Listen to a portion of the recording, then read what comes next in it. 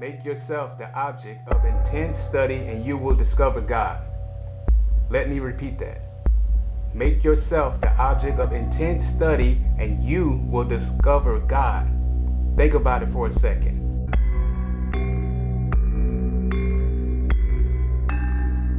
Self-knowledge is the only means of self-discovery. Peace, family.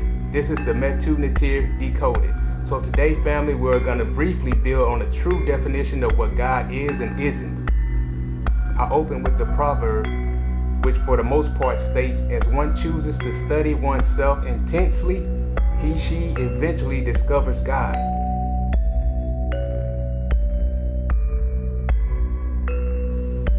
Now, if you can begin to understand that, then you should be able to understand that God is simply man and woman flipped over on itself. The study of self is the study of God.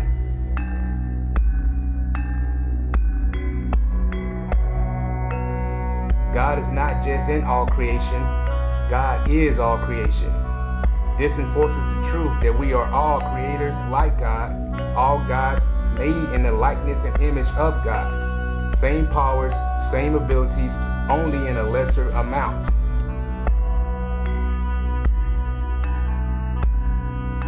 You see that, right? Or look at it this way. We, consciousness, give God a window to look out of so that it may see and experience itself through us, life in the flesh.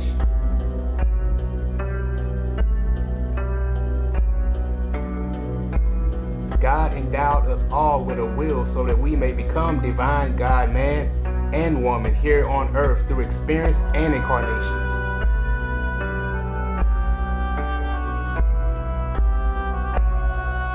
But we must realize that no man or woman is born an Osar or a God, man or woman. One has to become one through incarnations and a life led by Ma'at, which is the universal laws of nature.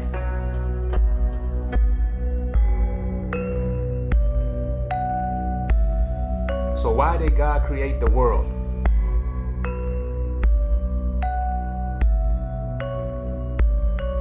First off, we must see that the world was ultimately created for God and not man. But since there are no things before the creation, God lacks the ability to experience and enjoy life. Hence the creation of the world. God chooses to experience the world from within the world by infusing its consciousness and will itself into the man and woman that have realized their divinity or are striving to do so.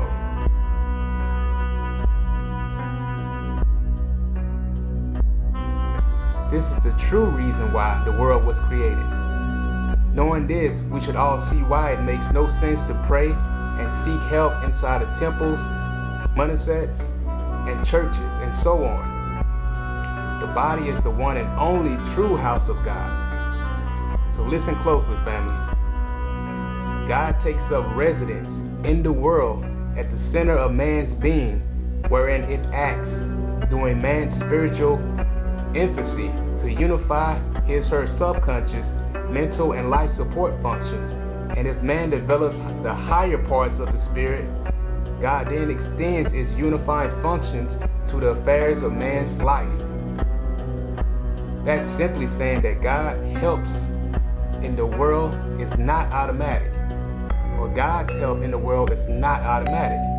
It must be earned. You must earn God's help.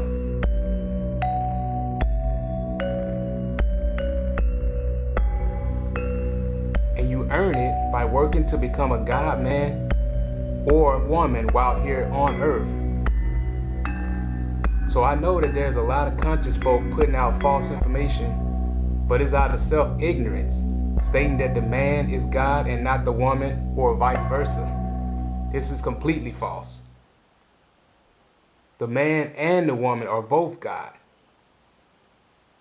Now, if you can understand Ma'at and what has been stated here, or research any of the master teachings understanding of God, like Phil Valentine, Moot I. Ashby, Dr. Ben Clark, Dr. Aline Bay, Ra Amen-Ra, etc. Throughout their teachings and lectures and books, none of them teach that the black man is God through the black woman. They all teach the same sees the other. So by now we should all understand what God is and isn't. Check. So now for the Egyptians, ultimately you become one. That being said, family, we will end here and start off tomorrow with the 4 hemispheres of the brain. Till next time, family. Peace, love, and light.